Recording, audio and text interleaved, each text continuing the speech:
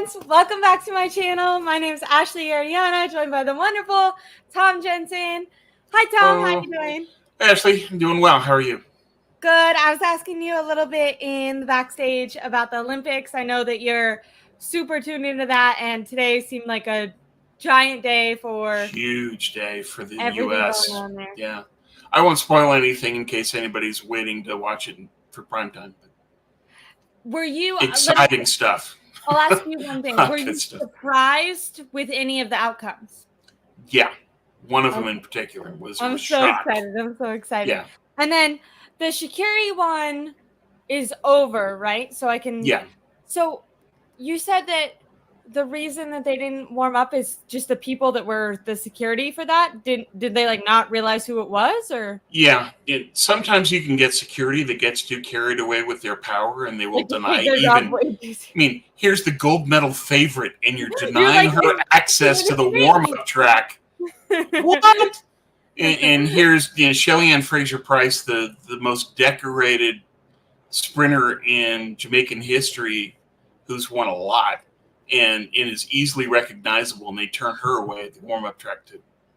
And that's why Shelly-Ann bowed out of the meet, because she wanted to put in work at the warm-up track.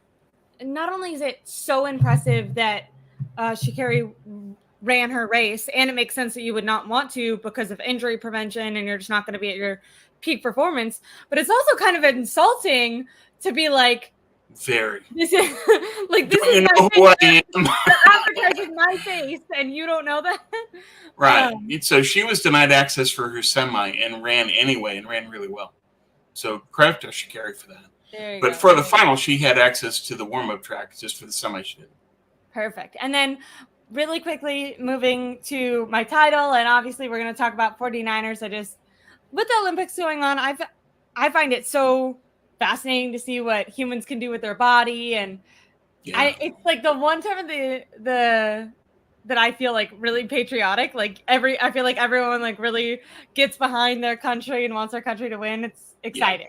Yeah. But I do want to say it's been reported, but it's still rumors. It's still rumors to if Aiyuk is going to accept the trade deals that are finalized. Because even Matt Mayoko has now came out and said that there are deals that are done that are just waiting to be accepted.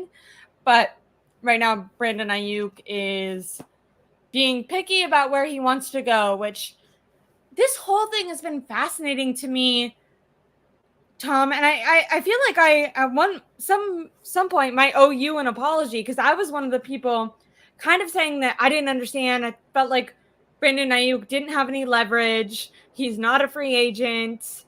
I thought that he was, either going to have to take whatever deal the 49ers gave him or play on the 5th-year option. And I didn't even have him holding out of any games. I was like, there's not much he can do.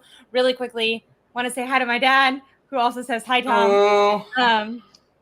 But now when I was sitting here thinking that Brandon Aiyuk played it wrong, and he was going to get stuck either having to take a deal he didn't want to accept or whatever, now it like tables are starting to turn, and it feels like maybe there was I don't want to, I'm not accusing anyone of anything, I'm guessing here, but maybe there was some sort of back deal between Aiyuk and the Steelers where he told them, like, I'm not gonna accept a trade offer from anyone else, so you don't have to give up that much, because it feels like he's pretty narrowed in on only going to the Steelers.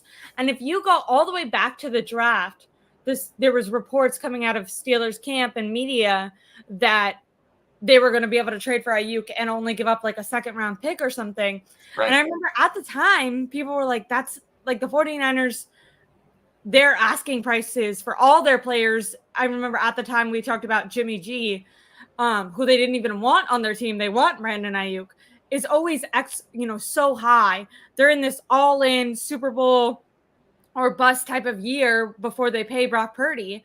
Why would they give away their star wide receiver for, unless they got a top top pick that they could have used on an offensive lineman pre-draft.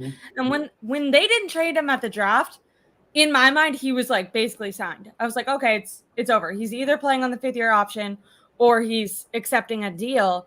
And now I'm starting to side-eye the 49ers front office, who have continuously this offseason misread situations and just fumbled and honestly looked really messy and not, quite up to date, where all of a sudden Brandon Aiyuk seems to have a little bit of leverage, which is something you kind of said he had all along. So I guess this preamble doesn't really apply. You're like, I know this, but I guess it's a little bit shocking to me that we are where we are. And it's also shocking because as much as this is kind of breaking news and people are really starting to talk about it now, it also feels like nothing has really changed. All the offers that we're hearing about are the same offers that were rumored, all offseason.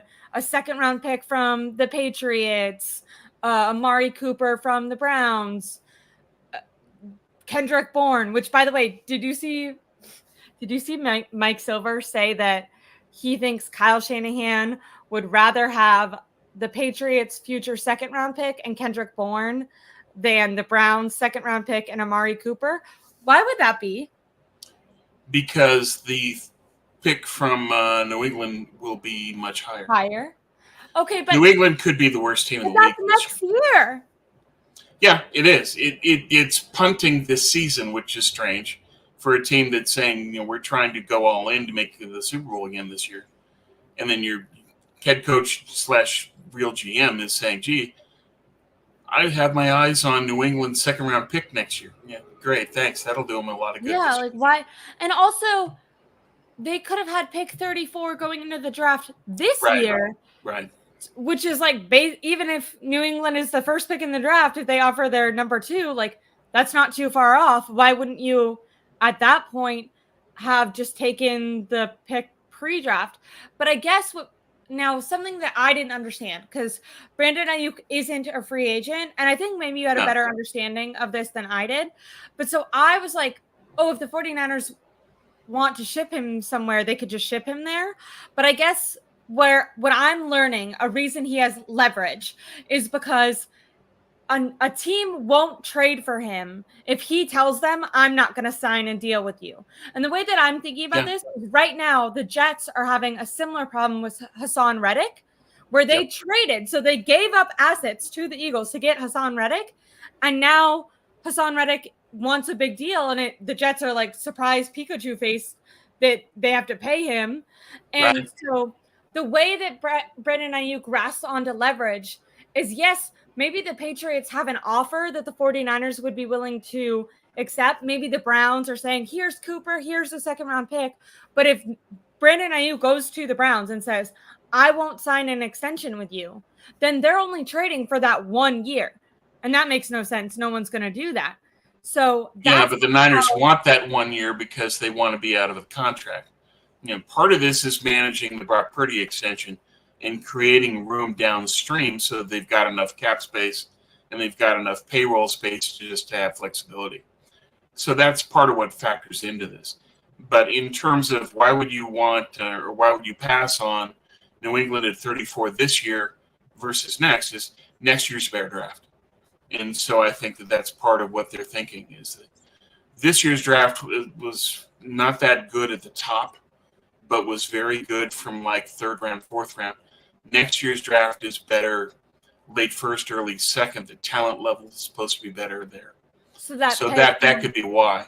Might be actually worth more because you can get a better player. You can get a higher quality player there. Okay. Really quickly, I just want to shut this down, and I love Mr. Corey, and he's in here all the time.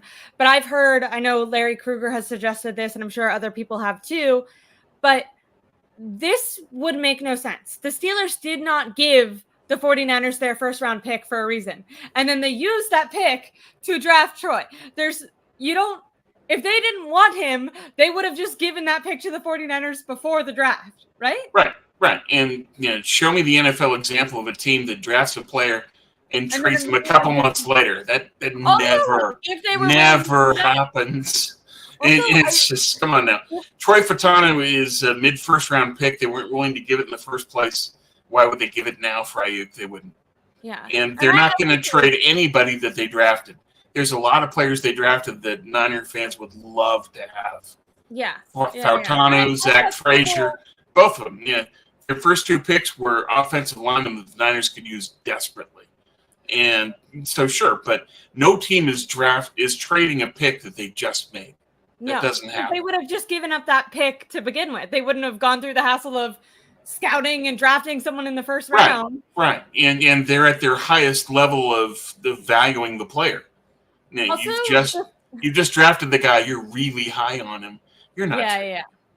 And that's what I'm saying too. Like to add on to that, like, and this is a complete hypothetical, but if they were willing to give him up right now, I would put major red flags, because I'd be like, you just thought that guy, like, he's at it, as you're saying, he's at the highest you'll probably ever value him.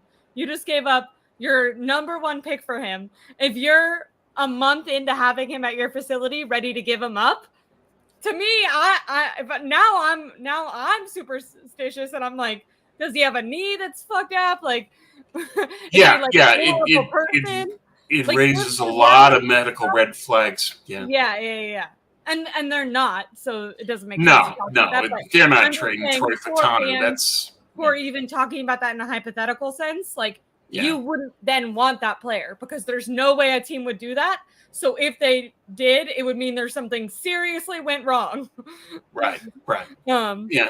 But otherwise, the only way you're getting Troy Fautanu is if you're Aladdin with the lamp. It's not happening, folks. Let it go. Now, I get Mr. Corey's point that he's saying that's what I would take. Otherwise, I wouldn't even bother with Pittsburgh. The problem is that Aiyuk forces Pittsburgh because he won't accept a trade to Cleveland or to New England. Because if he's not willing to sign a contract with them, they'll bow out of the trades. And so he has ultimate leverage. Part of why the Niners are back at the trade talk table with Pittsburgh is because Aiyuk is forcing Pittsburgh as the only option. And then Pittsburgh's GM, Omar Khan, has throughout this process said that he wants Aiyuk, but he wants Aiyuk at a bargain. And he thinks that he can leverage this situation to get that bargain. And now the Niners are saying, we're not willing to give him for what you are giving back. And that's Lynch and Garoppolo all over again. Lynch saying, I'm not going to give him up unless you give me what I want. And that's why we're at the position we're at now. The problem is that as this continues to go out, then New England and Cleveland will say that, well, this is taking too long. We're not going to keep our trade offers on the table. We want Aiyuk now so that we can integrate him and have him ready to go week 1. Can I add to that too? Like, I think even if, and the rumors right now are that Brandon Aiyuk is unwilling. He doesn't want to play with the Patriots. That makes sense. No offense. The Patriots don't look like they're winning anything. And although I do think, obviously money is the most important to players. They want to be able to set themselves and their families up. You have to remember, Brandon Aiyuk was crying at his locker room after the Super Bowl loss. I think a lot of these players who want greatness, that things like winning a Super Bowl or at least being in contention so that that's how you make your legacy matter. You know what I mean? We heard that with Devontae Adams. Obviously, this worked out terribly for him.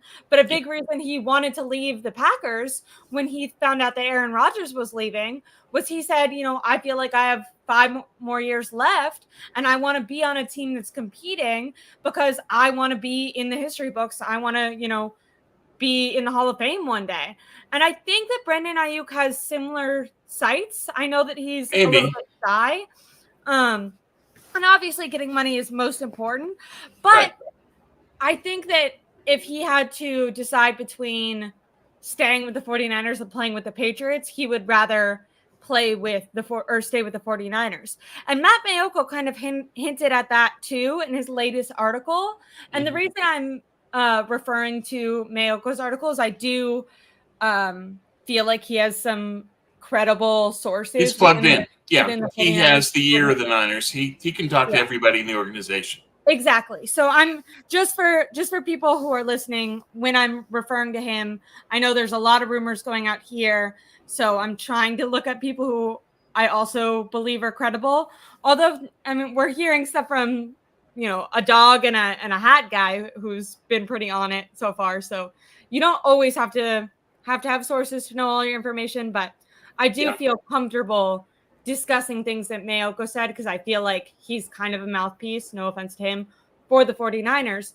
And he said that he thinks Brandon Aiyuk requested his trade not because he actually wanted to be traded, but he thought he was going to be putting some pressure on the 49ers. And I know people might side-eye that and be like, that doesn't make sense. But we have to remember, Deebo Samuel did the same thing. Sure. Yeah, Deebo requested a trade. So I think what Aiyuk is after with – I'm sorry, go ahead. I was just going to say, I think it's very possible to not actually want out, but to request a trade because you're unhappy with the way negotiations are going. In that same article, which was just released yesterday, last night, Mayoko said that the 49ers and Brandon Aiyuk have stalled negotiations for months now. Months. Right. They have not renegotiated for months. And I feel like Kyle Shanahan kind of confirmed that today when reporters were going, now that this is blown up with national guys like Ian Rappaport and Adam Schefter and Matt Mayoko, everyone talking about it. Obviously, the media went into today's press conference and asked Kyle a bunch of questions. And Kyle was kind of like, everything is the same as it's been for the last 2 months. So I feel like he kind of confirmed that. Are you shocked that there hasn't been, I guess, any movement? I think as a fan, I assumed with the contention, like with the season coming up, that maybe there'd be like, okay, we're up in our offer a little bit, like some last minute type of deals, not just like, now they're just like sitting across the table staring at each other, asking who's going to blink first. Like, Jesus. Yeah, well, it's gotten to this point because Aiyuk is adamant that he get paid the Amon-Ra St. Brown deal plus a little bit more. And that's always been his position. And the Niners have never been willing to go to that point. That's why the talks have dragged on to this point, because he's not willing to budge, and neither are the Niners, and so here we are. Now you get to a trade request, and the Niners now change it to, we're only willing to trade you if we can get back what we want. And now you've got Omar Khan, who throughout the process has wanted Aiyuk at a bargain, who now has leverage over the Niners, and we'll see if he can get that done.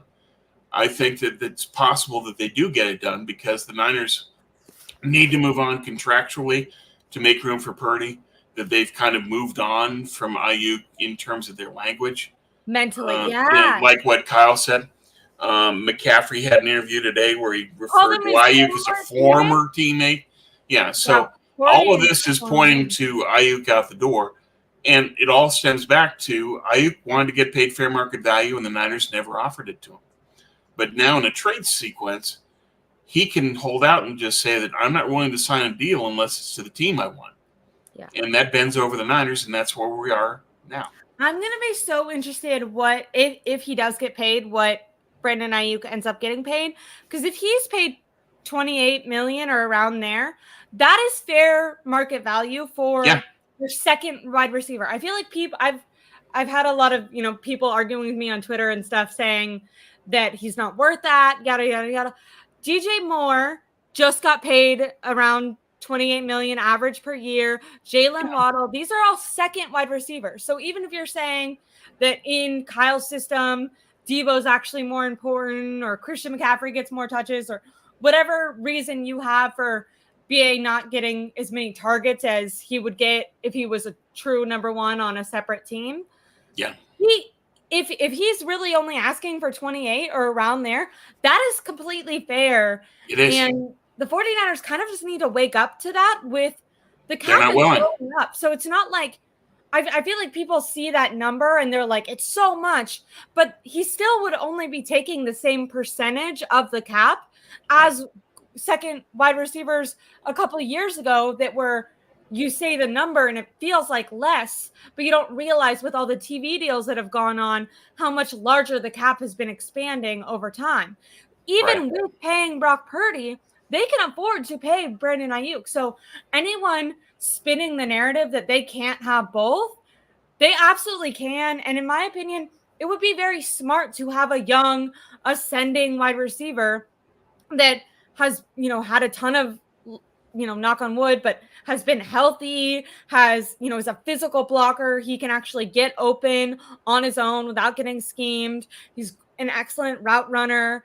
I know that he struggled with that doghouse thing, but I almost think that is a positive in Brandon Aiyuk's book, because as a young kid, he was able to navigate kind of being ostracized by the coach and figure out how to communicate with someone who wasn't really being an excellent leader. I, as someone who did sports my entire life, I think the coach should be the one that's kind of fostering communication. And from both Kyle has admitted this on record, that in order to get out of the doghouse, it was about communication. And then Brandon Aiyuk was the one that started that.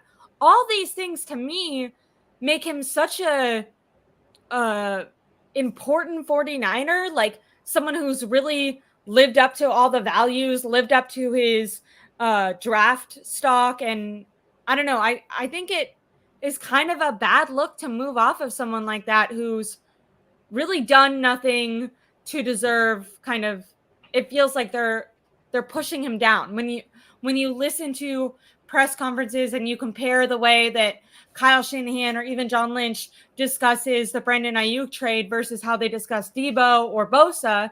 And I know the reason I'm saying Deebo is because I know if I just said Bosa, people would be like, Bosa, just one defensive player a year is 1 versus 1. But Deebo Samuel is an excellent wide receiver, but he's not, Justin Jefferson. And they still had way more, they were way more adamant about how much Deebo mattered to them than they've been at all about Brandon Aiyuk this entire offseason.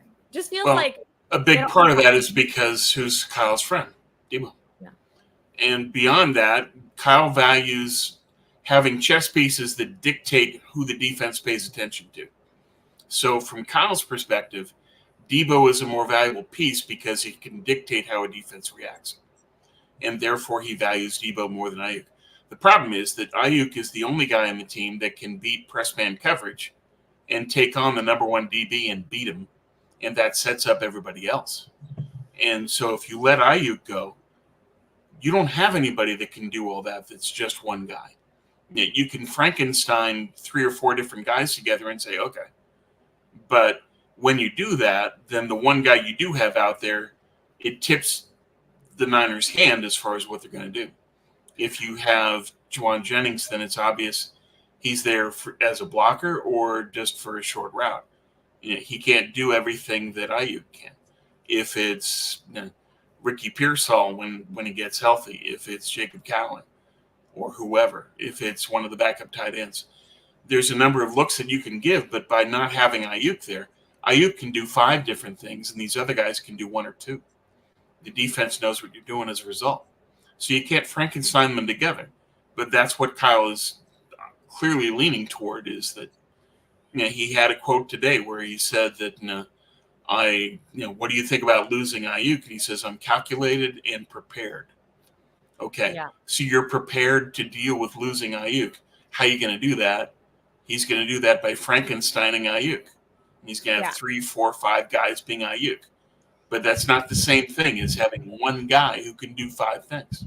Absolutely. I wrote down from that same press conference from this afternoon, Kyle, when asked about trading Brandon Aiyuk, said, hopefully it'll work out best for him and hopefully in the long run, best for us as well.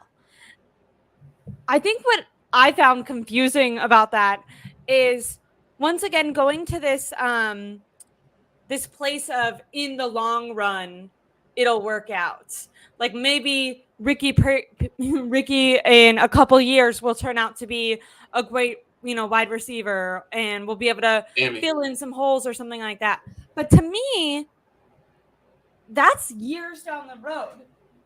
How many quarterbacks that aren't Patrick Mahomes have won a Super Bowl once they're paid? And I'm not trying to poo-poo Brock Purdy, but I think the 49ers are leaning, if we take Jed York at his word, they're leaning towards paying Brock Purdy. Brock Purdy's going to get like in between $55 to $65 million. Yeah.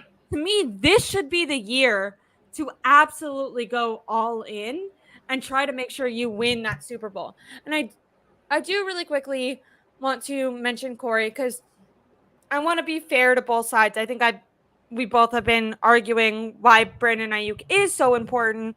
And when I think of the reason I want him on the 49ers now, it is because of that. It's partly because I do think he can ascend and grow with Brock Purdy, but it's mostly because I think that at this point in the offseason, I don't see what you get back that makes the 49ers more likely to win a Super Bowl now. I don't see what the Steelers have to offer. If I'm the 49ers and Brandon Aiyuk is only going to play for the Steelers, I almost just want to say, fine, sit out and then play the amount of games you want to play. But the problem with that is all these games matter with this team, especially because there's so many veterans on it. We're already seeing so many soft tissue injuries. They really need to start the season hot. They can't afford to have people sitting out, because every time they've made it to the Super Bowl, they've gotten that number 1 seed. That number 1 seed is so important for this aging roster to be able to have a rest if they really want to win the Super Bowl, which I feel like should be the most important goal for them this year. It should all be always, setting yourself up best to win the Super Bowl this year. You always have the future in mind, but your number 1 goal is, how do I win the Super Bowl this year? Specifically, when you're in a situation where your roster is constructed to have as many stars around the cheapest possible quarterback. Because that entire philosophy is going to change next offseason as long as Brock Purdy keeps up the same production he's kept up. And they can extend him next year, but he still won't have a huge impact on the cap for another 2 years. Fair. So they can keep what they've got now to a degree, but this is their best chance at the Super Bowl because there's 40 free agents next year. They're going to have to let plenty of them go. Yeah, and we're already seeing so many issues with, Christian McCaffrey. We'll get into injuries and stuff in a second, but really quick before moving off of Brandon Aiyuk, because I think Corey makes a good point, and I wanted to be able to express my frustration for the 49ers not getting this done with Brandon Aiyuk. What a mess of an offseason, considering the fact that they could have had him for $25 million if they would have signed him right away. They're married to this horrible negotiation strategy that they do with Parag. It's alienated all of their stars that they've ended. And I think what people do is they go, oh, well, it's ended up working out. Yeah, but Bosa today in his press conference, Bosa literally talked about how he was losing faith in his ability to stay with the 49ers. And that's Bosa, a guy who they publicly were saying that there was no way they were going to trade. They 100% wanted him. And even he in his conference was saying how difficult and taxing that negotiation and offseason was for him. You look at that, you look at the down years that Deebo had coming off, Bosa, Kittle, Fred Warner has talked about how horrible the negotiation strategies were. And I think the pushback on that is like, oh, well, they end up getting it done. And it's like, okay, but you ruin your goodwill with the player in the process of doing that. Why do you need to bring your player down a peg? Shouldn't you be like propping him up, like saying like, yeah, we do think you deserve this. But really quickly, to get to Mr. Corey's point, he said they were adamant about Deebo because he had just come off carrying the offense. Aiyuk didn't. And I do feel like this is potentially fair when it comes to the argument that Aiyuk is that number 1 guy in this offense. If I was Deebo and some of the players, and I've looked at BA's moves this offseason, there's a potential that I would be a little bit offended. I felt like that Pivot podcast, specifically to Deebo, was pretty disrespectful. Even if nothing they were saying was completely wrong, I kind of agree that I think as it comes to just route running, true quote unquote wide receiver, that Aiyuk is the best on the team. Sure. But the 49ers aren't run in that traditional way. So I don't think there's a point to kind of putting down guys who are utilized in different ways, because that's just the way the Shanahan system goes. Do you think that maybe it would be a mistake for the 49ers to pay Brandon Aiyuk $28 million? Is it? No. Okay. I've always said throughout that what they should have done was to pay Aiyuk and to move on from Deebo next year. But I always added to that, but Kyle is too close to Deebo, and Kyle, in the way that he designs this offense, values Deebo more as a chess piece than Aiyuk, even though Deebo can't do what Aiyuk does. Deebo can't take on the number one DB and beat him in press man coverage. Deebo can't be a consistent downfield threat. He can be a guy who operates in space, breaks tackles, and can go, and can be a one-play drive guy. That's what they want out of Deebo. But what they want out of Aiyuk is something that only Aiyuk can provide. So that's a problem for them, is that, okay, Aiyuk is a key part of how all of this works. The running game, the passing game, in a lot of ways of how the offense works by playing off of each piece. The defense reacts to McCaffrey. The defense reacts to Aiyuk. The defense reacts to Deebo.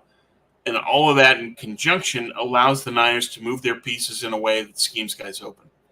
And Kyle takes advantage of that. And Kyle would prefer to have Deebo over Aiyuk, even though I think that Aiyuk's skill set is far more rare, especially when you combine his willingness and effectiveness as a blocker. Because that's going to be a problem, by the way, because when I look at Kendrick Bourne versus Amari Cooper, I definitely think I'm like, oh, Amari Cooper's obviously the better option. But something to note with Cooper is he's really struggled when it comes to the blocking game. He's not a super willing blocker. That is no. And obviously you don't. I think like the saying might go like you don't pay people to block, but in this system you kind of do. Do you think that the loss of Aiyuk could be worked around if more targets were given to, say, George Kittle, say Juwan Jennings, who's having, an excellent camp? From all reports, Jennings has really stood out. Obviously, he had that super impressive Super Bowl where if the 49ers would have won, he would have been MVP. Right. Potentially, you're right. Like, Aiyuk is the only guy who does what he does. But could you see Kyle scheming up other people and getting the ball to other people? I mean, in the playoffs, Aiyuk only had, 3 catches every game? Yeah, they didn't target him as often. So I'm going here. So J. Cruz Niner, Aiyuk's skill set is far more rare. I'm talking about the complete player, that one of the top 5 running game blockers in the game, and also great at beating press man coverage, and a good downfield threat. Deebo is a different player. Deebo is a unicorn, as you say, or as others have said in the chat, in terms of being a one-play drive guy, that you get him the ball in space and he can make a touchdown out of it. That's Deebo's value.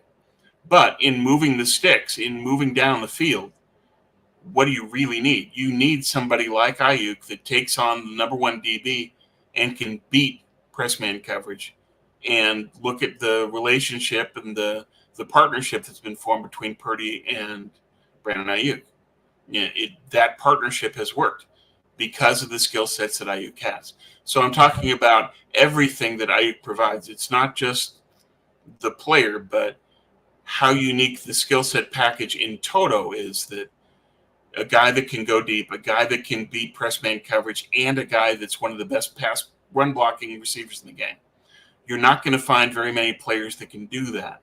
For the Niners in their offense, I think that's more valuable than Deebo being a guy that can get the one-play touchdown. But how often does that happen?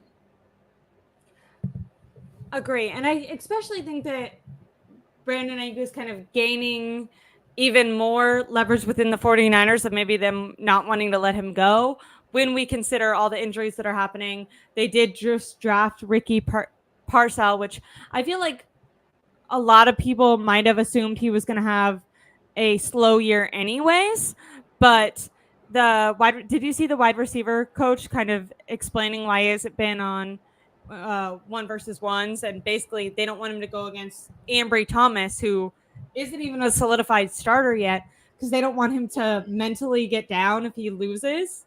So for everyone, because I've seen a lot of people be like, oh, we don't have to worry about the loss of Brandon Aiyuk because they just drafted someone. Well, just because you draft someone doesn't mean they're going to be able to replace that production. However, and he's been hurt. Yeah, twice now without even a snap on the field, which is crazy. Quickly, if I can, Al Bundy keeps bringing up Terry McLaurin. Adam Peters has said that he would not make him available. And Washington has bowed out of trade talks with the Niners. They're not willing to meet John Lynch's price. So that can't happen. I will say I understand why that could be confusing to people because the rumors have been so up and down. But right now, what we know for a fact is that the Steelers have a deal in place with Brandon Aiyuk, but they've not yet satisfied SF's requirements with what they would need to get him. But Brandon Aiyuk is completely whatever they're offering to pay him, he is ready to go there if they can satisfy if the 49ers were to agree. And I think a lot of the reasons that these rumors are sparking up is especially with New England and the Browns, is to kind of the 49ers trying to push the Steelers to offer more.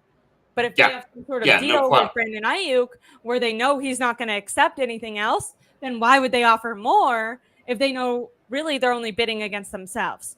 But so for everyone who knows, there is a deal in place between Brandon Aiyuk and the Steelers, but the Steelers have not yet satisfied the 49ers requirements.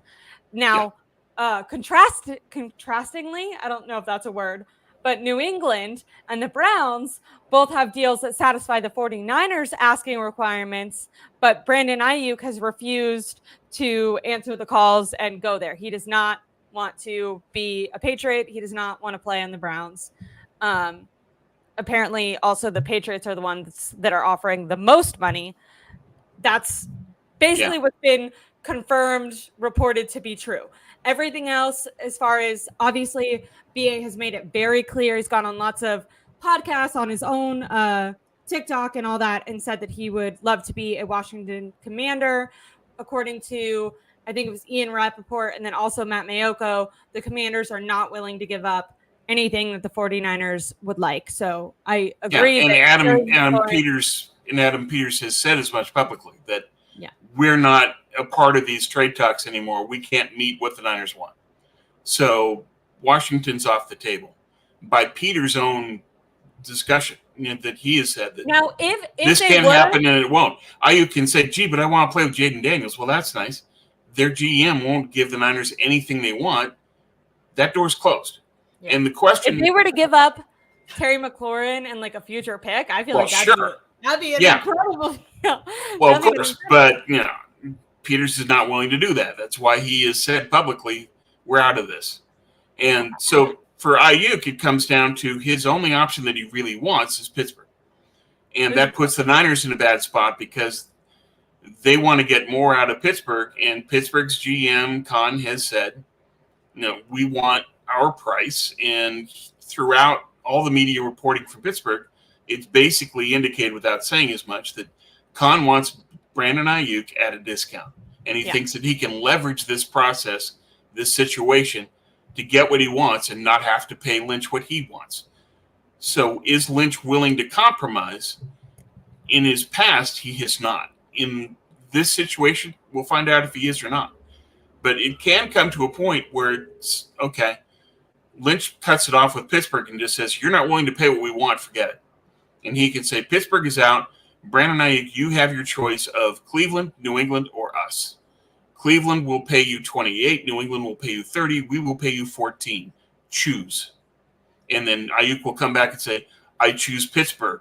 And the Niners say, okay, we're going to keep you. We're not going to trade you. And you can stay and play on your fifth-year option at $14 million. The Niners have to be willing to play hardball with him on that and limit his choices. For now, they're willing to talk with Pittsburgh to try to get something done. Is Lynch willing to compromise? Is he willing to give up Aiyuk on 60 cents in the dollar? His history says no.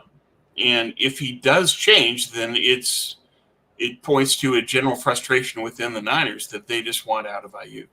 If they give in late and Khan wins this negotiation, they give in late, you're right. That tells me that the Niners just want out of Brandon Aiyuk. Yeah. But Lynch's history says he's not going to do that. So we'll see. I completely agree with you on that. I think there was a comment a little bit ago that was saying by Papa J, the 49ers are still going to pay him millions. It would be counterproductive to have him sit.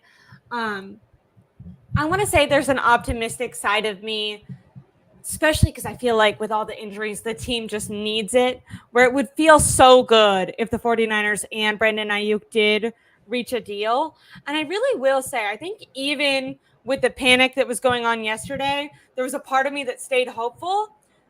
Watching Kyle Shanahan's presser today, it felt like Kyle, and I know, and this was before we even heard Christian McCaffrey call him a former teammate, but it felt like Kyle no longer cared to placate Brandon Aiyuk and was not trying to play nice, was not trying to praise him or work anything out.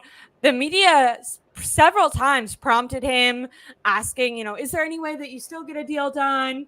And instead of saying, I hope so, or we're working on it, or that's the goal, but maybe not, something like that, like a PR answer that also gives hope or suggests that would be Kyle's preference. Kyle did not make it sound like it would be his preference anymore. Kyle made it sound like his preference was to stop fucking talking about it. And right. Kyle's preference is for all this to end. Yeah. Yeah. That's what it clearly came down to. Terry Jones in the chat saying that Khan is playing chess and Lynch is playing checkers. Not necessarily. It's what does Lynch do if Khan is continuing to just say, we're not going to give you what you want, period, at the end. Lynch can still just take the chessboard and throw it away. He can still say, we're not trading you, 50-year option. And if that happens, as you point out, you say that he could just walk to the Steelers in the offseason. No, he can't. Niners still have his Niners can still franchise tag him. So Aiyuk doesn't have a free agent window to just go to Pittsburgh where the Niners get nothing. In addition, even if he did do that, the Niners would get a compensation pick, probably a late third, for losing Aiyuk. So it's not like they're going to get nothing in return and Ayuk's just going to walk to Pittsburgh. That's not an option because the Niners can tag him next year. So that's not a scenario that's in play here. What's in play is Khan and Lynch have to come to an agreement, and will Lynch do that? Is he willing to compromise and say, I want out? And clearly Kyle wants out, and clearly the team has heard, or at least McCaffrey has, that the team wants out. So will Lynch follow that and say, okay, I give in. Omar Khan, you win. You get Brandon Aiyuk at a discount, and I'm going to go rage somewhere. I don't see that in John Lynch's makeup. That's not who John Lynch is. He invests his ego in winning those things. I don't think he can win this, but I think he can say, no, you're trying to get him at too deep a discount. I'm not willing to just give Brandon Aiyuk away. I think that's part of this. Don't you kind of feel like, I mean, if we let's take our and I'm saying let's, but as in both of us, but I'm mostly talking to myself because I like to get really emotional about these things. But if I take my emotions out of it, they had Jimmy G practicing on a side field instead of giving him away for a deal that they thought he was worth, like not worth as much of. So right. I think in the heat of all the rumors and this and that, and Kyle seeming annoyed and the players maybe talking about it like the past, I think I've kind of bought into the fact that, like, no, I think maybe they're going to lose the deal and they're going to take a ton of criticism and end up trading Brandon Aiyuk. But the only other guy they've really done that with is Trey Lance. And they said that they ended up making that choice because they didn't want the locker room to be split and they felt like Trey was a distraction. And also Buckner, Buckner wanted too much, and they just let him go. Basically. Yes.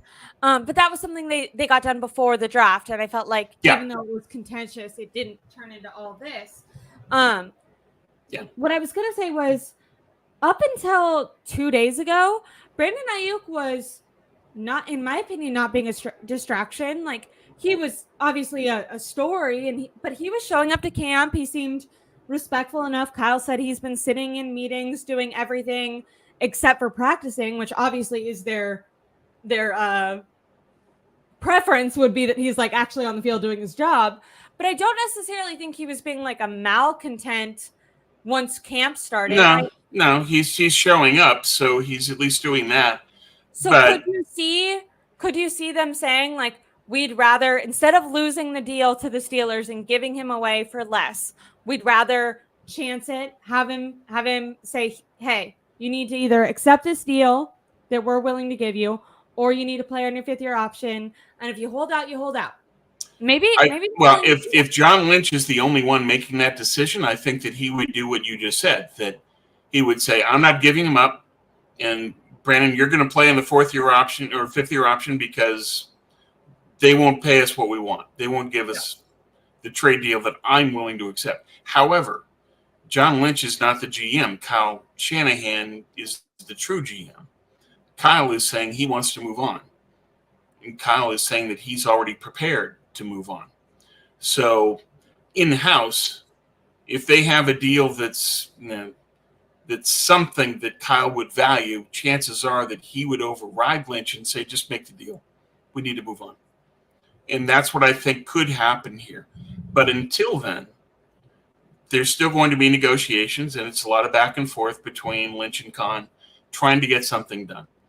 And, I would imagine that the rumors are Daniels, who's their starting guard who the Niners can use, but had his worst season as a pro last year. He was basically 60s at pass pro and run blocking, but he'd still be an upgrade because the Niners are that bad at right guard. And then you add a second and then whatever they're willing to negotiate. Lynch would ask for a second and a third, and Khan would say second and a sixth, and they'd probably compromise it a second and a fourth. So Daniel's second and a fourth, I could see as something the Niners give in on, provided that Shanahan just says, I want out of this. I've got a solution to this. We can move on. We can do this. Lynch would dig in. Lynch, as he proved with Garoppolo, would say, we're not doing that. We're not giving away Brandon Aiyuk for that. Yeah. He has to give me more. And the problem with Lynch taking that position is Kyle can undercut him, and the other teams might take their offers away because it takes too long to come to an agreement with Aiyuk. And so Cleveland and New England withdraw, and then you got nothing. And I think that drives the timing of all of this. I think that's been confusing for me too, at least from the 49ers perspective. If they end up trading and getting Amari Cooper or Kendrick Bourne, at least those players have been at camp actually practicing, getting in football shape. Whatever team is trading for Brandon Aiyuk has to consider that he's now sat out all offseason and now pretty much all of camp. There's going to be a preseason game. You would think this stuff, to me, what's that saying, like deadlines produce action type of thing. You would think that for other teams that are willing to have BA on the team, that they want him to be learning their system. As Kyle said, he's in the meeting rooms, learning what's going on with the 49ers right now. The Patriots and the Browns run a pretty different offense from Brandon Aiyuk. I'm interested in if, as time goes on, you're right, those deals become those teams become less enticed, or if this will go all the way into the season with the trade deadline. Well, it can be that Cleveland and New England just withdraw their deals. They'll have a deadline that they'll tell Lynch that if we don't get Aiyuk by X date, our deal's off the table. And I can see that because they're going to want to integrate him into their offense. They're going to need to have him in their camp learning the system in order to be able to play in week 1. So there is a deadline. There is time pressure here. And the Niners can only talk to Khan for so long. But Khan throughout this process has always wanted Aiyuk at a discount. So I think it's unlikely that you're going to get Khan to bend. So Lynch and Shanahan have to come to an agreement between the two of them on what are we going to do. My guess is Kyle wants to move on, and Lynch is saying, over my dead body, this is Brandon Aiyuk. And Kyle's going to get his way because this is Kyle's team. I have a question. Do you think if they don't move on from him, is the relationship salvageable at this point? Probably not, given the comments that Kyle has just made. Yeah. Sure sounds to me like he's moved on. I know, CMC saying former teammate. When they were doing the dab? But the dab was for show. Yeah, how much we read. So fast? all of us read way too much into the Daps. Clearly. Because what's happened? Yeah, there's nothing. People were like, this all comes down to me, as I wrote in my article, though I didn't say it point blank, Aiyuk is Goldilocks, and Goldilocks wants everything just right. And that means contract, team, teammates, everything. And now that Washington's out, Aiyuk only has one just right option. That's Pittsburgh, which is why these talks are continuing between Lynch and Khan. And Lynch has to decide, do I pull the plug when Khan keeps trying to cheapskate me? And Khan isn't going to change. Khan's not going to bend. I don't think. You know how being in football, Kyle might, because Kyle wants out. Agree. And Kyle. You know how being in football shape matters? This is, sure it does. Look at Bosa last year. This is so like plastic hat of me, or tiki hat, or whatever you want to call it. But potentially, if they don't trade him by the start of the season, and they're opening to trading him all the way to the trade deadline, which is in the middle of the season, maybe he ends up, he came to camp so he wouldn't get fined.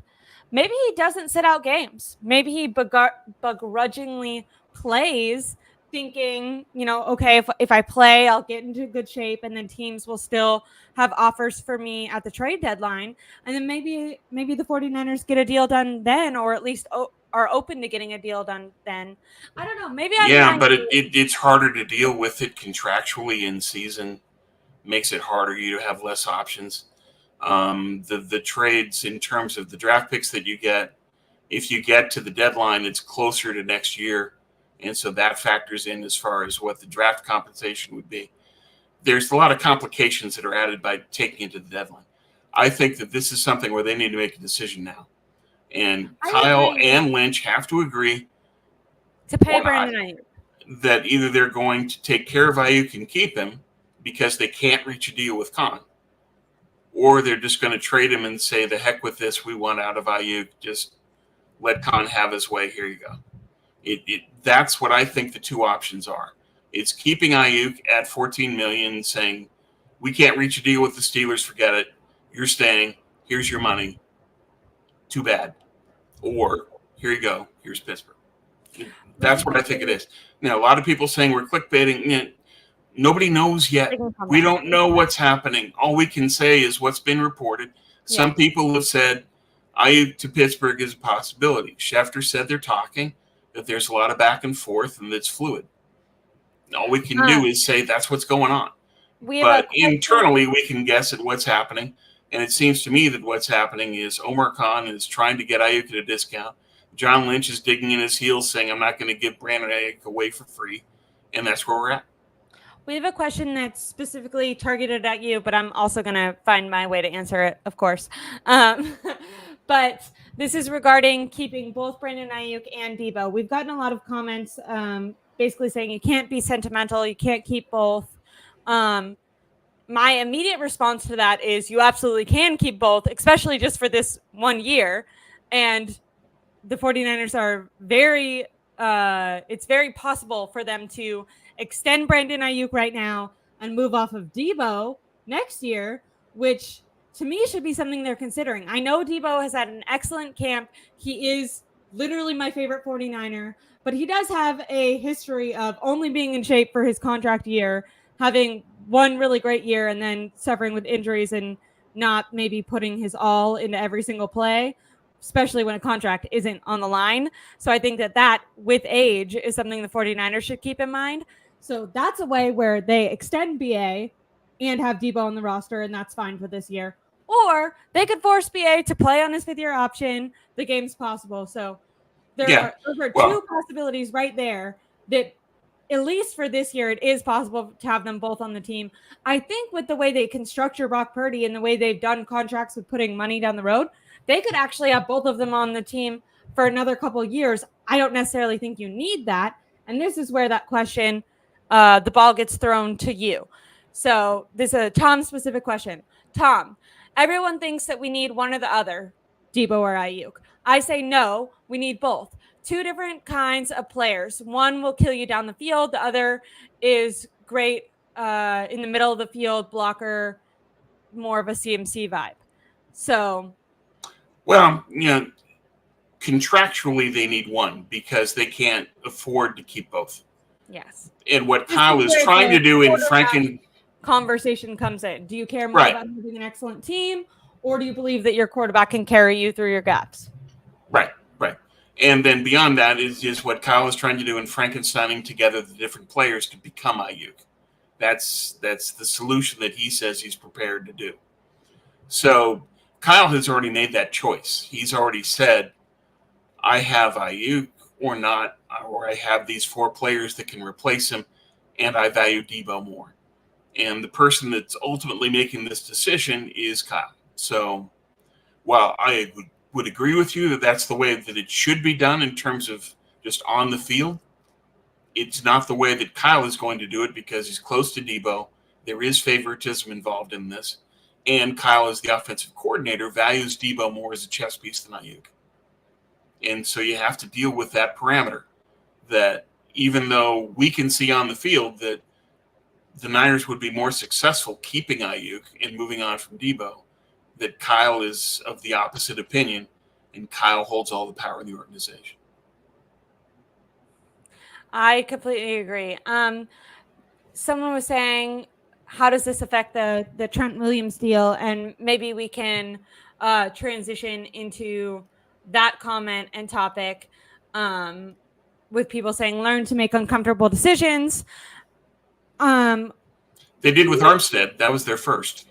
Yeah, Eric Armstead was their first. They also had, and not that this was, as big of a deal, but they had Juice take a major pay cut. They've been in a situation before where they've had to, with Buckner and then Jimmy Ward and everything, where they've had to make some decisions, but this is definitely a huge turning point for them where they're going to have to do a whole roster turnover. Up until now, their philosophy has been cheap quarterback, surround him with stars, where now it's going to be, is this quarterback worth the money and can he make it work without the stars? One guy that I don't think at all the 49ers can get to a Super Bowl with, let alone, is it hot take to say that I don't even know if they get to the playoffs without him, is Trent Williams. Yeah. Because Brock Purdy needs to be protected. There's already tons of injuries. Obviously, this is only, camp, and some of these are soft tissue injuries, and a lot of them are rookies who are getting into shape. But the protection of Brock Purdy is so important, and allowing him to have a couple seconds. It really doesn't matter if the 49ers have Deebo, friggin' Justin Jefferson, Brandon Aiyuk, and everything else. If Brock Purdy doesn't have 1 second to throw the ball to them before he's getting hit, then, no offense, but Josh Dobbs and Brandon Allen, I don't think are taking you that far. I'm pretty concerned with the 49ers philosophy has always been to care way too much about their backup quarterback because they've always worried about their starter getting injured. For some reason this season, they threw all that out the window and they believe Brock Purdy's going to stay healthy. Trent Williams is a huge, huge part of that. Yeah. Do you think that they want to get the Brandon Aiyuk deal done so that then they can start working on the Trent Williams deal? Do you think that they don't? I think it would help. It's just they need to know where they are financially down the road. Okay. Is that what does this payroll look like in 2 years, in 3 years, in 4 years? Because all that factors into what you were then willing to pay Trent. But ultimately, they have to pay Trent. When they don't have Trent, they lose. And part of that is because Trent is that good, lock first ballot Hall of Famer, but also that his backup is horrible. So you can't live without him. It's just Trent missed 2.5 games last year. They lost all 3 of those games. They cannot win without him, period. End story. And they know that. And so it's just, what are you going to do? I think that they're waiting to see what happens with Aiyuk because they want certainty on what the payroll is going to be in 2 to 3 years so that they can then make a deal that they can live with Trent. So and it also affects the way they are structuring that deal. You and I are talking about with most of their players, they push the money down the road, but you kind of have to know, usually those contracts, they work within each other. Okay, when this one, they interlock. The other one is going to be lower or whatever else. So even if they have an arrangement with Trent, yes, we're going to pay you, before actually structuring it and signing it, they might want to know where and which years they're allocating money to Brandon Aiyuk, which obviously vastly changes depending on if they're keeping him for, making him play for $14 million 1 year versus paying him 28 for the next 4. That will be interesting. With Trent, Curry 6'1" says Trent could retire. I don't think so. I think that Trent wants his money. Trent really values his money. Trent loves getting paid. Trent lives at a high level. He wants to continue to get paid. So I don't think that there's any possibility of Trent retiring. I just think there is a possibility that he's not going to be happy. And then you don't have Trent Williams to start the year, and what happens? You lose.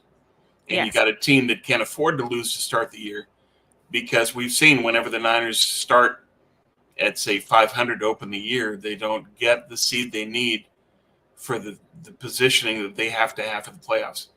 So everything is connected. And that's the danger with Trent, is just missing the first few games. So if you don't have Aiyuk and you don't have Trent, can you beat the Jets? Probably not.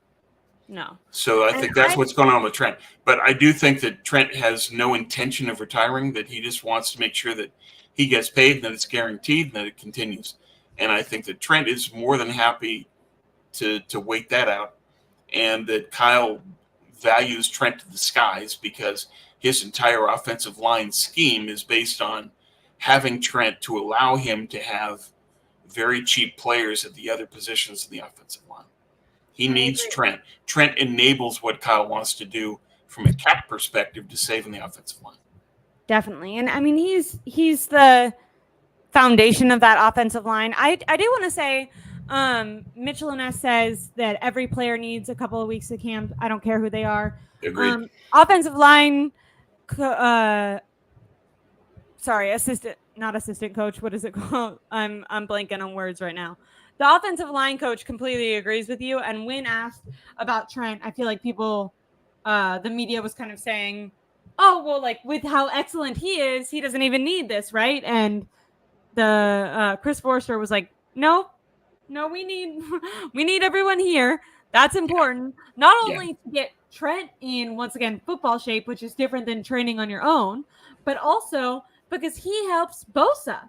Bosa needs to be able to go against a formidable opponent. Formidable, yeah. I'll learn how to say words. It's a good thing I have a podcast. But yeah, so definitely, I hate to beat a dead horse, but I'm just so disappointed in the way the organization has handled this offseason, not having the foresight. I mean, they've continuously, it feels like our first sign was when they tried to sign that second tight end out of the Lions, and they just completely misread how much the Lions would be. How much the Lions would value keeping him. Sure. Yeah.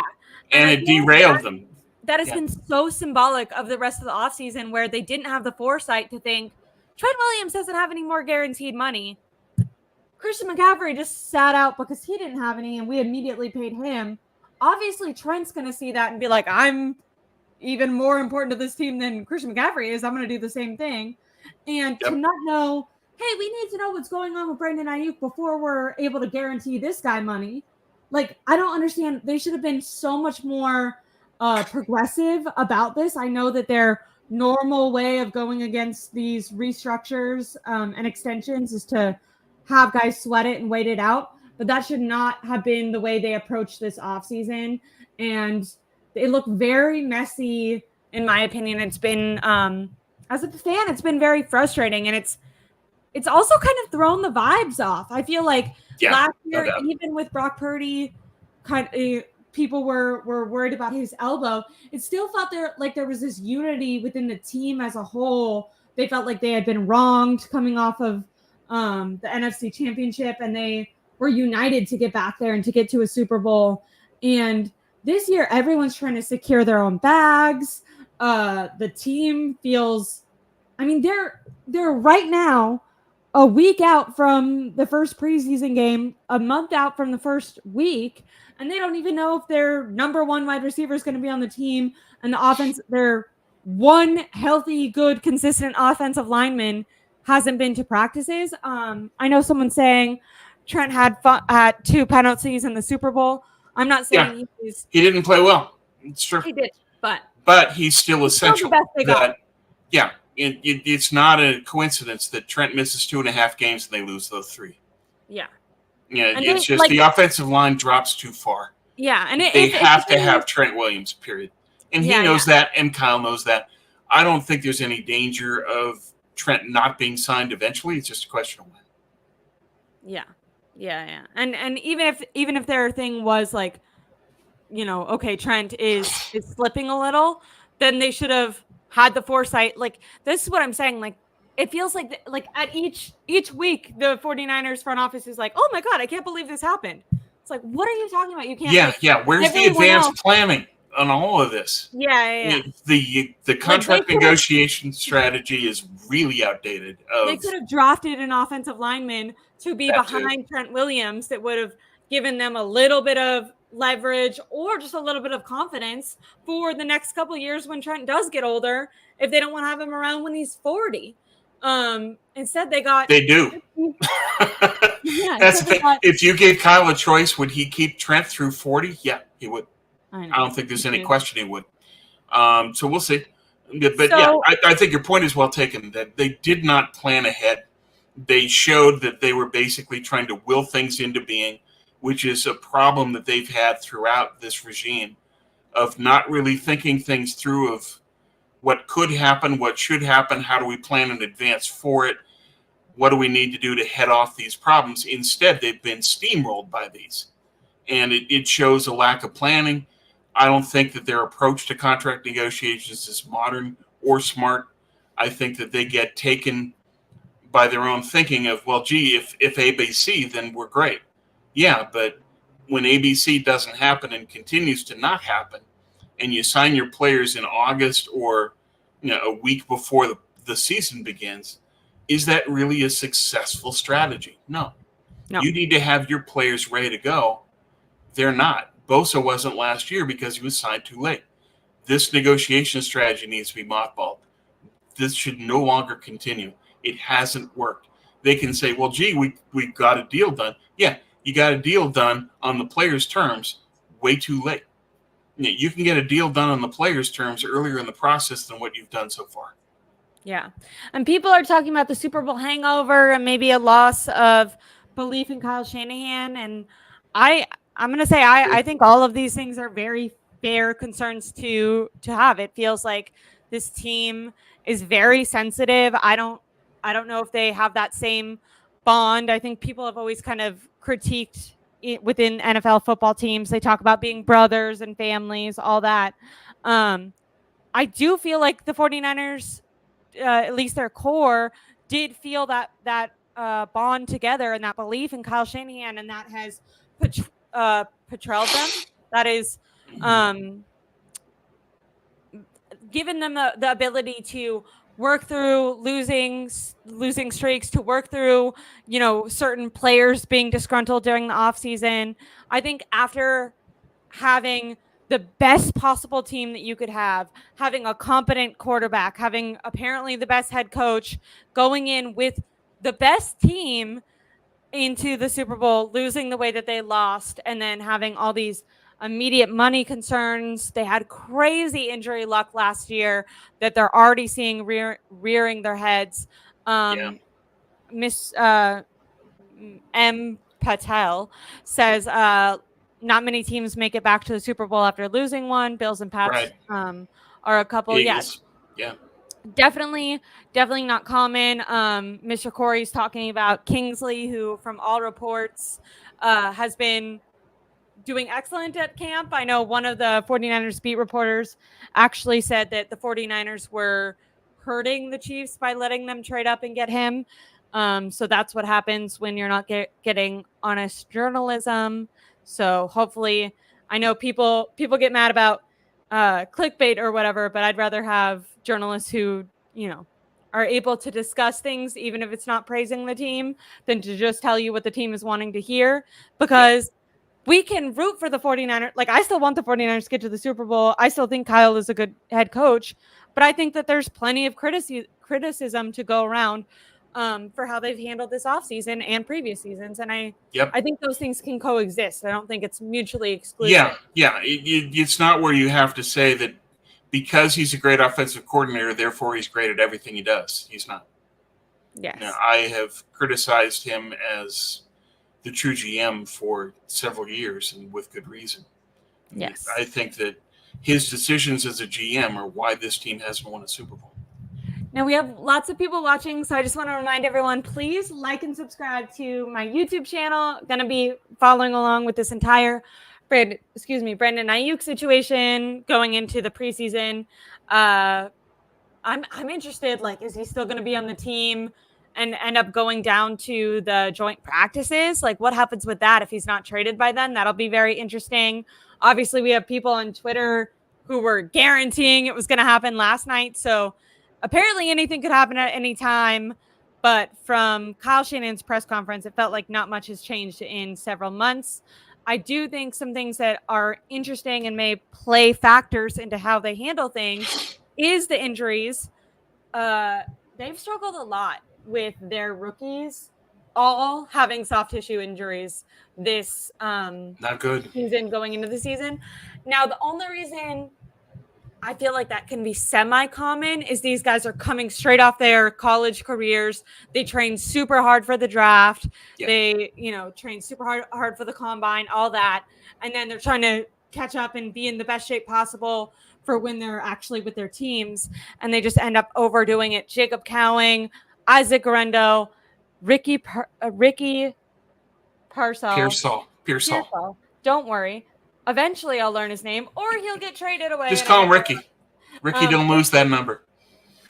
He has his second injury of the offseason. It's very disappointing, especially anyone getting injured is, but that's your number one pick. If this Aiyuk story and Trent Williams story wasn't, like, obviously this is, the Aiyuk is going to get the most attention right now. Yeah. But if that was all handled, what should be the number one story this offseason is your first round pick and how he is adjusting to the NFL, how he's integrating with Brock Purdy, how he looks with the rest of the guys, how he looks going against the corners.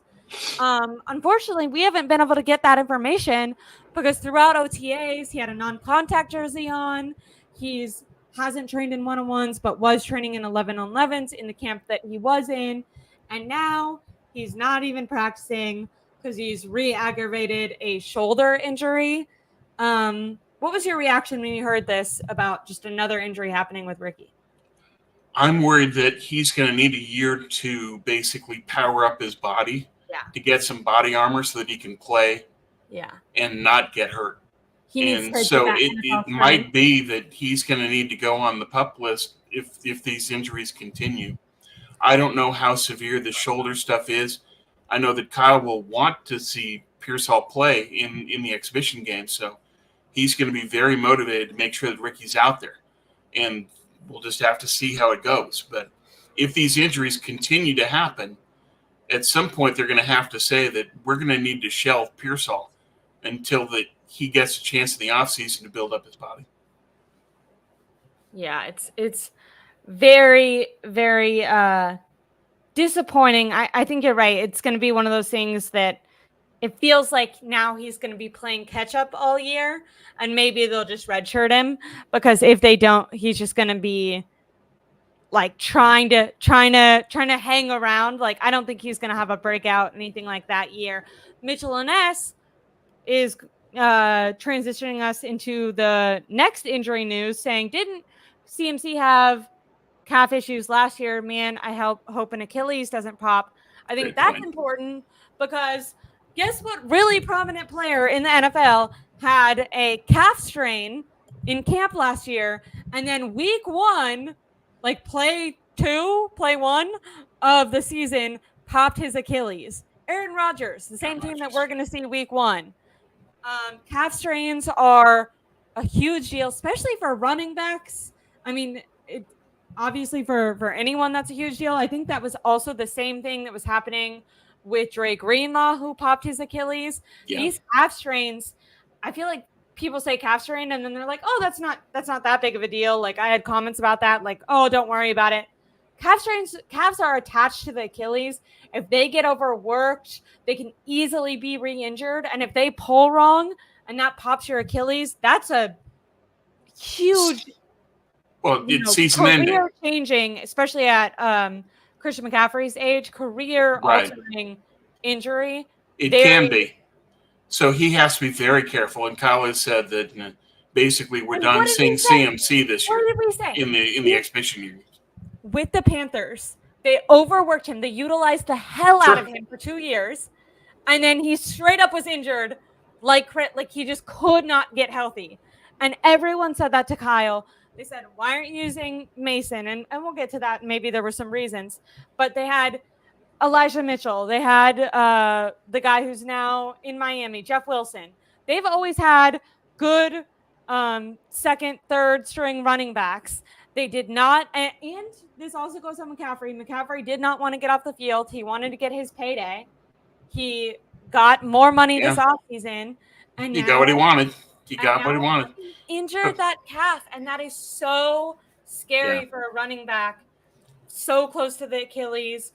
A guy who you need to be something that he does with, that makes him so special is pushing through contact, all this stuff that you really just need to shove your foot in the ground. And I don't know. Some people were telling me that I was dramatic when I said that I felt like the vibes injury-wise not good hearing this Christian McCaffrey stuff. I don't agree. Well, the Niner history points to injury concerns. Anyways, I don't care if he wasn't going to play in the preseason. We're sitting here saying it's bad that Brandon Aiyuk isn't signed because practice is important. Last year, Christian McCaffrey, he had the best year of his career. He was at camp practicing like crazy. He was a standout with Brandon Aiyuk at camp, putting in the work, training his body so that he didn't have these injuries pop up.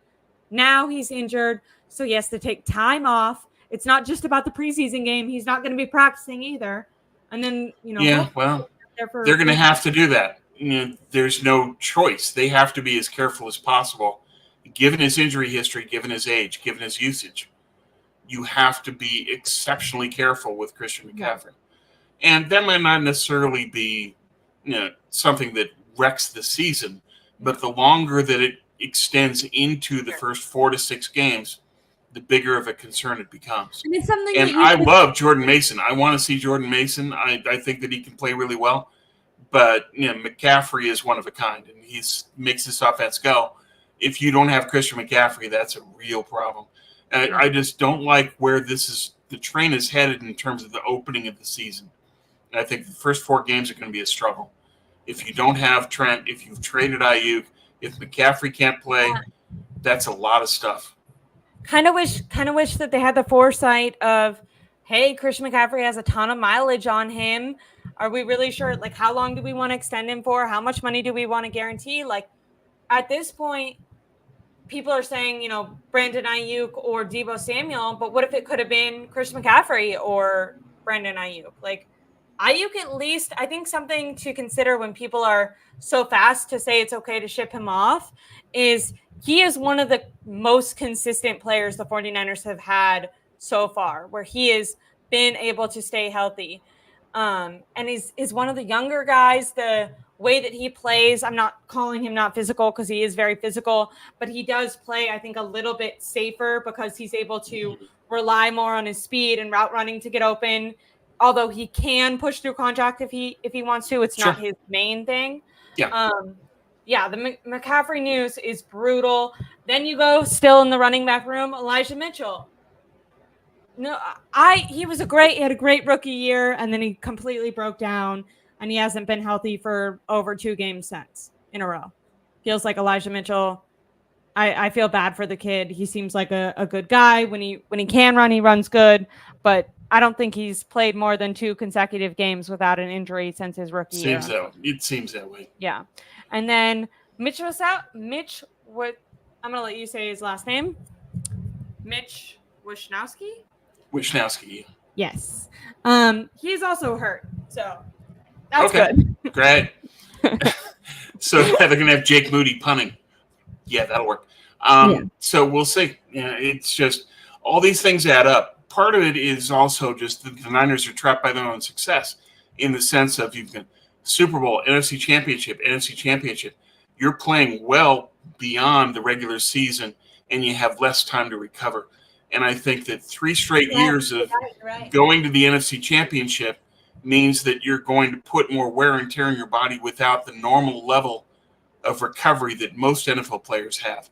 And it makes it more of a risk for your team from an injury perspective. They're playing like an extra 2 months that other teams aren't playing. Right. And so when they came off the last Super Bowl, a lot of injuries the following year. And that's part of the reason why is that just you don't have enough time to recover and the body breaks down. And I think that's part of what's happening here. Obviously, that's not the case with Pearsall because he's a rookie, but with CMC, right. with CMC that happens. With Dre Greenlaw, that happens. With Hufanga, that happens. I think all of it is just extended time of always playing. I'm not saying Kittle's injured right now, but I know on podcasts him and I think Fred Warner separately have both talked about the extra tax that comes with getting all the way there. And you have to, I think there is something where if you're playing that much, but then you win, like I know people don't like to put stock into this, but there's some like sort of joy within that celebration that I think can help you. If you have the mental tax of we got all the way there and then lose, and then your body's also broken down and we're getting older, it's very scary. So those are the injury updates for right now. That's the latest of Brandon Aiyuk news. I was asking you last week if we thought that he was going to be on the team. He's on the team, but a lot can change in a week. I was for sure. I thought I keep with my optimism. I keep thinking he's going to be on the team. Because that's what you want to have happen as a fan. I think I get it. I'm like, if I just think yard. Right. And it's also because you're breaking things down in terms of what's happening on the field. And you're saying that from a playing perspective, there's no question. You sign Aiyuk, you move on from Deebo, I think. And you think that too. But that's not what Kyle thinks, and so here we are. And we'll have to see how they adjust and how they move on from that. I think it's still possible that Aiyuk does get dealt. I think that Pittsburgh is the most likely because Aiyuk is going to force it to only be Pittsburgh, and that it's up to Lynch and Shanahan together to reach a conclusion on what trade package they're willing to accept. And if they don't have that point reached, if they are finally willing to just put the law down with Aiyuk and say, we can't make a deal with Pittsburgh, you have to choose Cleveland, New England, us. And that's what I'm going to be looking for over the next week is what happens if it takes that long. Hopefully not. What happens in the trade talks between Khan and Lynch, and if there's no movement, when are the Niners willing to say we can't reach an agreement and pull the plug? I think that's going to be an interesting thing to follow over the next few days. Does it kill team morale? Like if the news comes out, they have practice tomorrow morning. So tonight that Brandon Aiyuk is traded, or in the morning, Brandon Aiyuk is traded.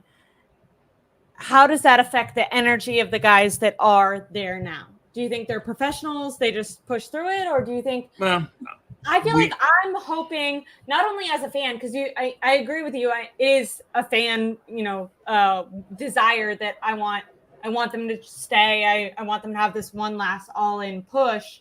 But also, I think maybe the players kind of feel like that. Like, I want there to be something to, like, invigorate this team that's struggling with injuries, that just faces horrible loss, that really has to, like, rally together to hype themselves up to think that they can do it again.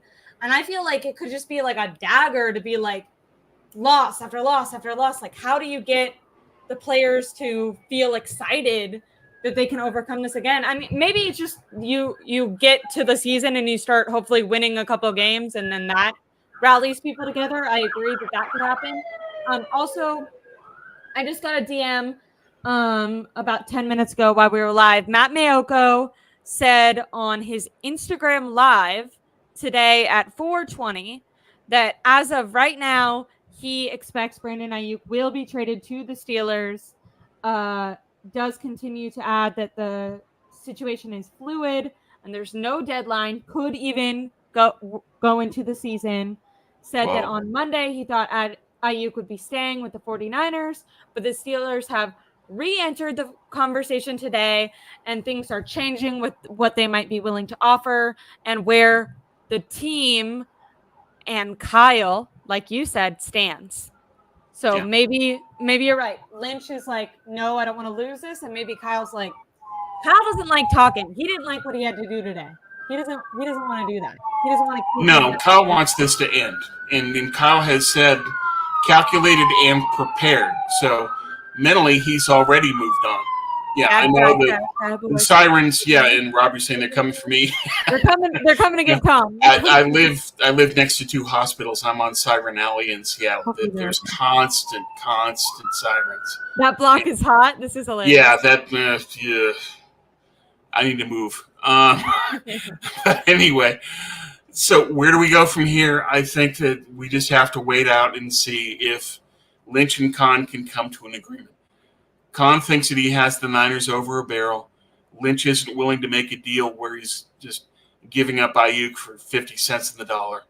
Can they come to a compromise between those two positions?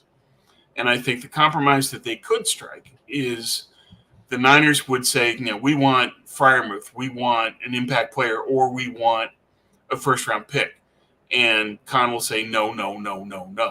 But then you come back to him and you say, okay, you can give us Daniels, but then you have to give us draft picks to compensate for that. You give us Daniels and a second and a third.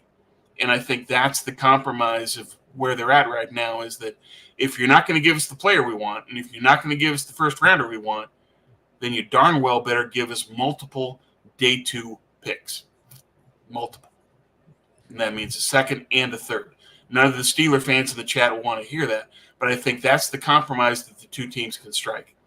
Khan isn't going to want to give up an impact player, and Lynch isn't going to get the first rounder that he wants. So how do you make some kind of semblance of order of all this? You get a player that Khan is willing to give up, but you also get a second and a third. Okay. That's the best that I can come up with. Like, maybe it's not as good of a player as the 49ers would wish, but they get 2 picks instead of 1. I can see what you're saying. Very interesting. I know that we already touched on it, but Mike Silver just reiterated that the 49ers have not engaged with talks with Brandon Aiyuk since May. That just that makes my brain. Which is, I don't understand that. I'm with you. It's just how is that possible? Why are you not valuing this? Yeah. To me, that doesn't make sense. There should be some last minute, like before you're trading away a guy or before a guy's asking for a trade request, you should at least be like discussing things with him. I don't know. They've gone through this process where they've refused to meet Aiyuk where he thinks his market value is set. And I think that a lot of this can be dictated by the guaranteed money on top of 26, 28, 30, whatever. And so how much guaranteed money is Jed willing to pay? How much is he willing to pay in signing bonus money? There can be a ceiling to what Jed is willing to give, and he's part of this, all the puzzle pieces too. And so that can put another restraint on all of this.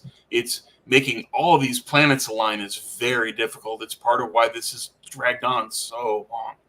But it can end, provided that Lynch and Khan can come to some kind of compromise where they can finally say, okay, we've got a deal we can agree with. Let's move on. Really quickly, and then we'll get out of here because I'm getting some DMs, but it's more of the same. It's just people it's good to know that Pittsburgh and the Niners are talking, as we expect, and the expectation is still that they're going to make a deal. And I think that that's right, because Aiyuk will only accept a deal to Pittsburgh because Washington's out. So here we are. I'm assuming that this comment is a Steelers fan. Is there a situation where the Steelers give up a first round and a second round pick? And first and a second, no way. No. I don't think that would be possible. Yeah, first round pick. But what Lynch would be looking for is just. I don't like that though, because that's the same as if they would have offered a second round pick this year, right? Because if it's a future, the 49ers. I feel like the reason a player is important is the 49ers are going to get criticism if they don't have something that's going to help them win the Super Bowl this year. You can't give up Yep. Brandon Aiyuk and willingly make your team worse this year. Yeah. But this is a one-off. This is a unicorn thing. Yeah. Yeah, I get where you're coming from, Ashley. In a perfect world, yeah, absolutely. But is that real? No. It's you have to make this negotiation exist on its own on an island, and just say what's something that we can agree to now, given the current context. Are the Steelers willing to give up first? Maybe if they believe that they're going to be a good enough team next year, they might not be as concerned as giving up a first. If they do, if a first is part of the trade package, Lynch will accept it right away. If they're not, then what else can you do? Is there something else Pittsburgh can do? I mean, it's the two things that I think Lynch would take a deal immediately is if Pat Freiermuth is in the deal, he's their tight end and he's a good one, or if there's a first-round pick. If either one of those are in the deal, Lynch signs off right away. Is Con willing to do either one? Probably not. And so what else can you do? Like he doesn't feel like he has to. And what's so funny is it feels like he's had the same stance since before the draft. And myself, and I know maybe now it looks silly, but a lot of people felt this way at the time. They felt like the Steelers are crazy. They're barely offering anything. There's no way that that's ever going to happen.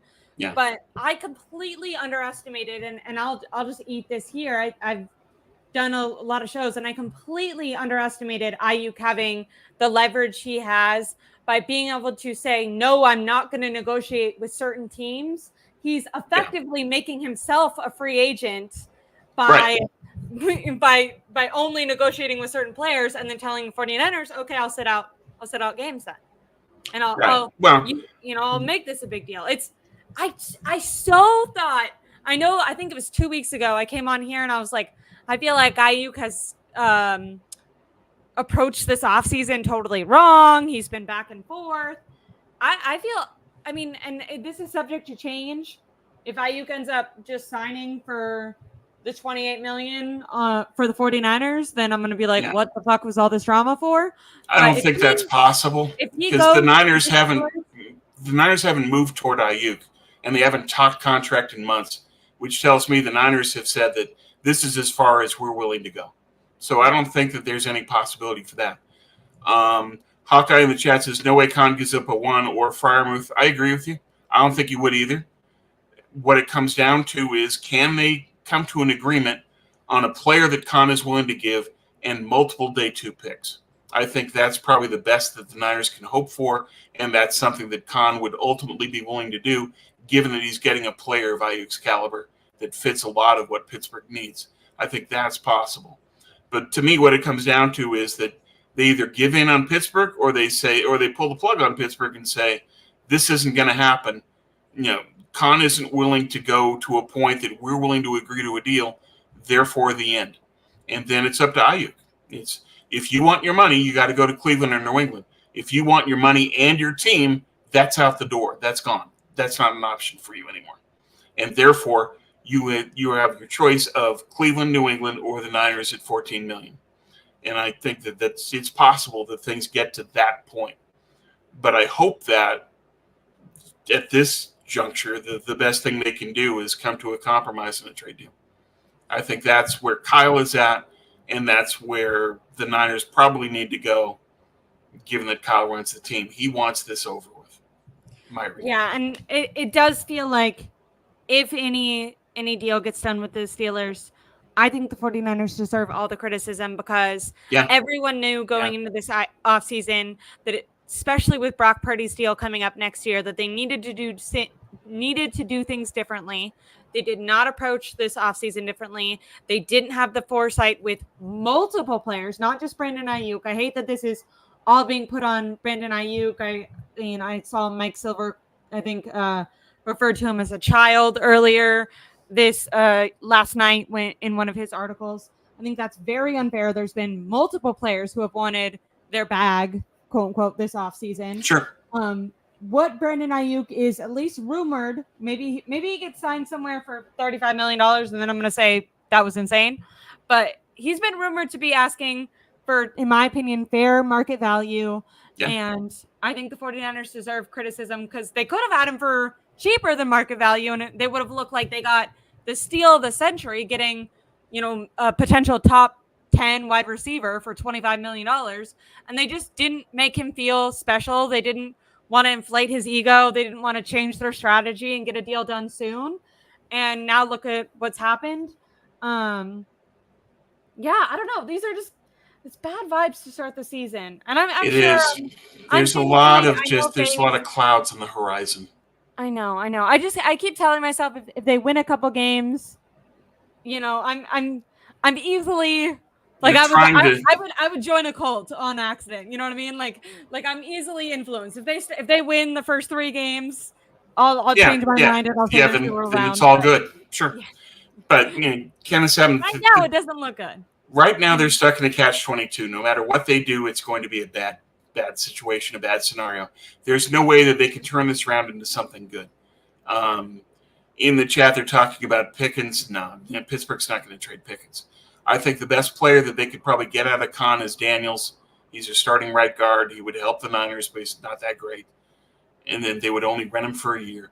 And so then you need a second and a third. They would only have him for a year. He's on his last year of his deal. So they'd be renting him for a season and then letting him go. Ultimately what this comes down to, and this is something that I pointed out in my articles before, Philadelphia had to lose 7 starters when they signed Jalen Hurts. And I think the Niners are probably going to be looking at the same thing ultimately. And so they've already lost. Eric Armstead is casualty number 1. Looks like Aiyuk will be casualty number 2. And there may well be 5 more in free agency at the end of next year. And that's something that we need to prepare ourselves for. It's just when you pay Purdy that much, you have to let go of a lot. And that's the price that the Eagles had to pay. 7 starters.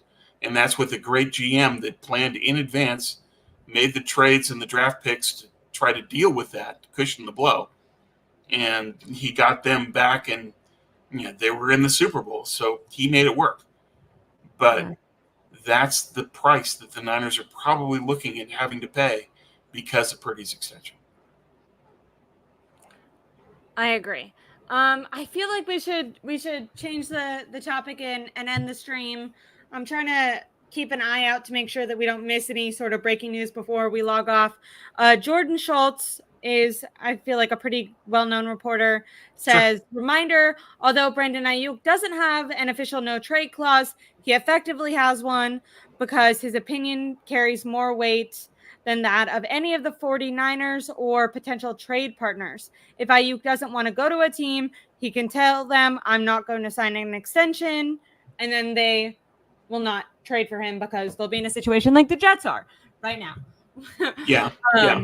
Well, it's he can veto any deal, and then that's by essentially not agreeing to a contract. And so just what do we got? We'll see. Steel 43 says Daniels in the second law. I don't know if you're saying that you won't even refuse, you'll refuse to even pay that. Let me know if you think that even that is too much for them to pay. That's too much. But what I can tell you is if that's the offer, Lynch will say goodbye, dial tone.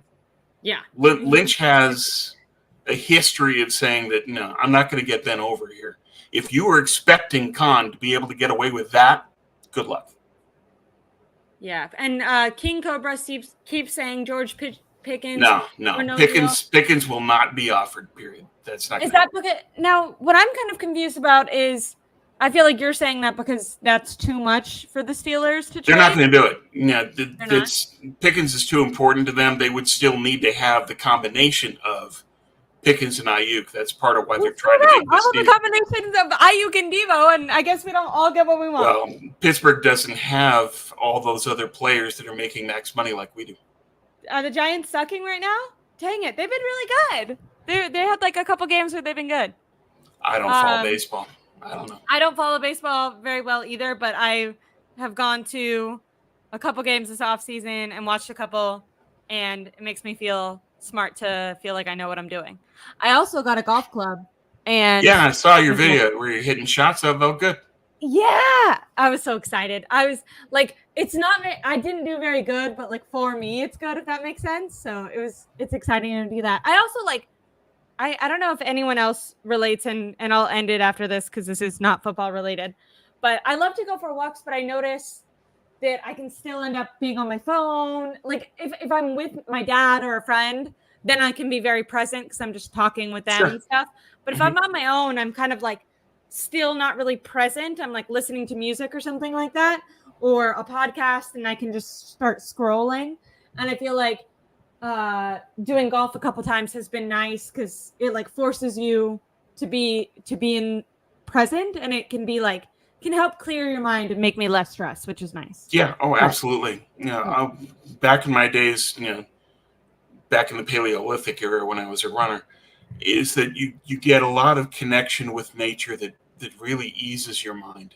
Absolutely. That you get a slower heartbeat and you can get in a Zen mode, and you just kind of get in this beta zone in your mind where you don't even feel what's going on around you. You're just enjoying being in nature. So nice.